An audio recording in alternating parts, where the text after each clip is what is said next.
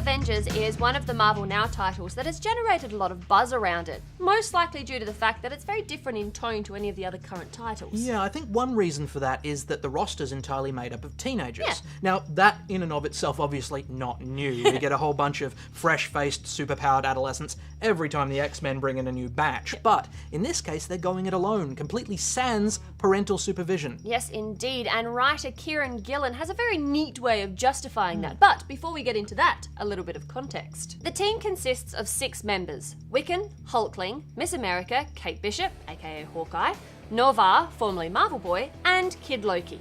I think that one of the strengths of this book is that while it can be helpful to know the backstories of these characters, it's not essential for this story. Yeah, and a good thing too, because the action is pretty breakneck. After Wiccan makes the awful decision of using his reality-altering powers to bring his boyfriend's mother back from the dead. Truly a bad decision. Well, yes it is, because it turns out that what he's actually done is bring through a parasitic entity which resurrects all of their dead parents as evil copies that essentially want to drain the life out of them. Now, when we looked at the first issue of Young Avengers, we noticed a few pacing issues, especially when it came to Wiccan and Hulkling. There was a lot of drawn-out pages about their relationship, but that seems to have fallen away as we've gone deeper into the story. Yeah, I agree. My fears that this series would be too much about who was hooking up with who seem to have been unfounded, thankfully. I mean, there's certainly a very clear attempt to make this a young, modern story with topical references to Twitter and TV shows, but it never seems like Gillen's trying too hard to make this relevant. No, and the art has remained stellar throughout. Jamie McKelvey and Mike Norton match the pace of this story with frantic, engaging visuals and incredibly fun fight scenes. There's real impact to the hits, and every page has a rich and appropriate colour palette, which we can thank Matthew Wilson for.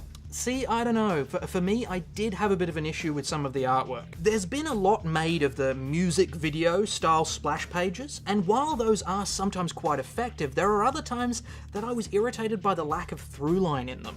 I found some of them confusing because there was no guide for the eye.